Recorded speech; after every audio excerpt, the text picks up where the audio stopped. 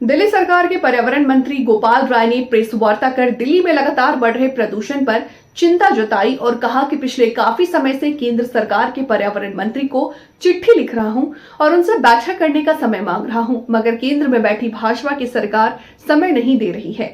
दिल्ली और उत्तर भारत के लोगों की सांस घुटी जा रही है। ये लोग वो हैं जो ना खुद कुछ करते हैं ना किसी को करने देते हैं। हमने कई बार उन्हें आर्टिफिशियल बारिश करने के बारे में बात करनी चाहिए, मगर उन्होंने हमें समय नहीं दिया। अगर उनसे कुछ नहीं हो रहा है तो इस्तीफा दे दें। उन्हें सरकार में बने रहने का कोई हक नहीं। हमने प्रदूषण का नियंत्रण करने के लिए BS3 व BS4 जैसे डिजिटल वाहनों पर पूरी तरह प्रतिबंध लगा दिया है। इन वाहनों पर पूरी तरह प्रतिबंध है। वहीं दिल्ली मेट्रो के चक्कर भी बढ़ा दिए गए हैं। आपको बता दें कि दिल्ली की जनता को किसी भी तरह की परेशानी ना हो, मगर केंद्र सरकार आंखें मूंद करके बैठी है और प्रदूषण के लिए केंद्र सरकार को जिम्मेदार ठहराया है।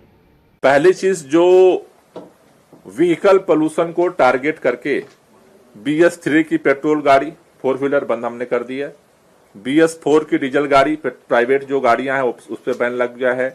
छोटे जितने वाहन हैं, माल वाहक हैं, उस पर सब पे प्रतिबंध लग गया है। बाहर से जो ट्रक आते हैं उन पे सब पे प्रतिबंध लगा दिया है। बाहर से जितने डीजल की बसें ये भेज रहे थे उस पर सब पे प्रतिबंध लगा दिया है। तो उस पे लगातार हम काम कर रहे हैं। जहां तक स्कूल की छुट्टी की बात थी 10वीं और 12वीं की, उसको भी स्कूल को बंद कर दिया गया है। तीसरा जो समय था ऑफिसेज का उसको स्टेगर कर दिया गया है। जहां तक आपने वर्क फ्रॉम होम की बात की है उस पर भी हम लोग काम कर रहे हैं। उस पर भी सरकार उस पर बात कर रही है। उस पर जल्दी निर्णय लेंगे, उसको भी हम लागू करेंगे। हमारे हाथ में जो जो चीजें हैं उन सारी चीजों पे हम काम कर रहे हैं और आगे भी हम इस काम को करेंगे। लेकिन जो अभी स्थिति बनी है, जितना हमने एक्सपर्ट से बात की है, ये चादर अगर नहीं हटती है, ये जो कोहरे की चादर से जो स्मॉग चारों तरफ से छाया है, इसको तोड़ना पड़ेगा। ये अगर नहीं टूटता है तो दो चीजें हैं। एक है हम रिड्यूस कर रहे हैं चीजों को। हमने शटल बस सेवा शुरू की है, हमने जो है मेट्रो के फेरे बढ़ाए। तो हम इन सारे चीजों को काम कर रहे हैं। जो जो जरूरी और भी सुझाव आ रहे हैं उस पर भी हम विचार कर रहे हैं, उस पर भी हम निर्णय लेंगे। लेकिन ये सारी गतिविधियां सोर्सेज को रिड्यूस कर सकती हैं। स्मॉग के जो स्मॉग है, चादर है, उसको तोड़ नहीं सकती। मैंने जितने एक्सपर्ट से अभी बात की है कल से, दो ही रास्ता है। या तो तेज हवा चल जाए तो ये स्मॉग टूटेगा, और या फिर बारिश से ये टूटेगा। इसलिए हम ये फोकस कर रहे हैं कि इस स्मॉग को तोड़ा जाए, क्योंकि स्मॉग नहीं टूटेगा तो अभी क्या हुआ है कि जो पोल्यूशन के कण हैं स्मॉग में मिल गए, मिक्स हो गए, इस चादर में वो मिक्स हो गए। हम सोर्सेज तो रिड्यूस कर रहे हैं, लेकिन वो ऐसे मिक्सिंग हो चुकी है कि उसको तोड़े बगैर आप जो अभी जो पोल्यूशन की स्थिति है इसको आप डिस्पर्स नहीं कर सकते। तो इसलिए हम फोकस कर रहे हैं और इसलिए आज हम इमरजेंसी मीटिंग की मांग कर रहे हैं कि नीचे के स्तर पे तो हम सारी कार्रवाई कर रहे हैं। मैं ये भी निवेदन करना चाहता हूं कि पूरे नॉर्थ इंडिया में, खास तौर से NCR में भी इन सारी चीजों को इंप्लीमेंट किया जाए, क्योंकि वहां से बार बार खबरें आ रही हैं कि ग्रैप की नियम की धज्जियां सरेआम उड़ाई जा रही हैं। ग्राउंड जो फील्डिंग वर्क है उसको भी नहीं किया जा रहा है।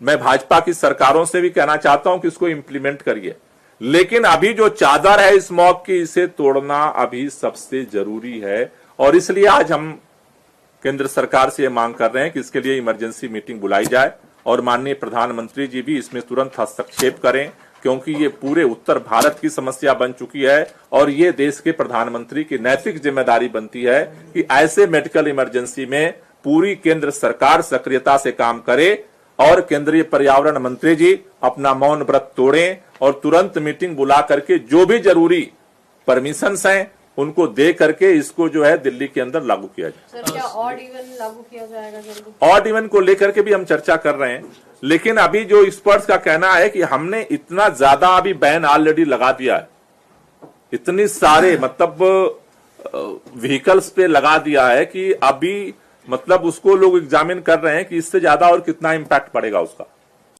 आप कह रहे हैं मॉनिटरिंग आप कर रहे हैं, चर्चा कर रहे हैं, तो ये कितने दिन तक चर्चा होगी कि आप ये ऑड इवन या वर्क फ्रॉम होम जैसा फैसला ले लें? क्योंकि ये आपको भी लग रहा है 30 अगस्त से आप लेटर लिख रहे हैं, अभी तक कोई जवाब नहीं आया और इसका कब जवाब आएगा? लेकिन हालात दिल्ली के खराब नहीं, आप ऐसे कैसे बात कर सकते हैं कब जवाब आएगा? देश के प्रधानमंत्री को कोई जवाब दे ही नहीं है, केंद्र के पर्यावरण मंत्री कोई जवाब दे नहीं है, कब जवाब आएगा पता नहीं। क्या मतलब होता है इस बात का? इस बात का मतलब क्या होता है? पूरा उत्तर भारत जो है वो इमरजेंसी से गुजर रहा है। आप कह रहे हो पता नहीं कब जवाब आएगा। आप क्या करोगे बता दो, आप क्या करोगे बता दो। जवाब क्यों नहीं आएगा? क्या भारतीय जनता पार्टी की केंद्र की सरकार को लोगों ने वोट नहीं दिए हैं? क्या केंद्र की सरकार लोगों ने बनाई नहीं है? इसका मतलब क्या होता है? कब जवाब आएगा, कब जवाब आएगा? देश की हुकूमत में बैठी हुई सरकार चूं तक बोलने को तैयार नहीं है और बोले चलो छोड़ो, वो तो जवाब नहीं देंगे। क्या फर्क पड़ता है? आप बताओ क्या करोगे? अगर आज केंद्र की सरकार कुछ नहीं करेगी देश के लोगों के लिए तो कब करेगी? किस लिए केंद्र की सरकार बनती है? अगर कुछ नहीं कर सकती है तो इस्तीफा देना चाहिए सरकार को।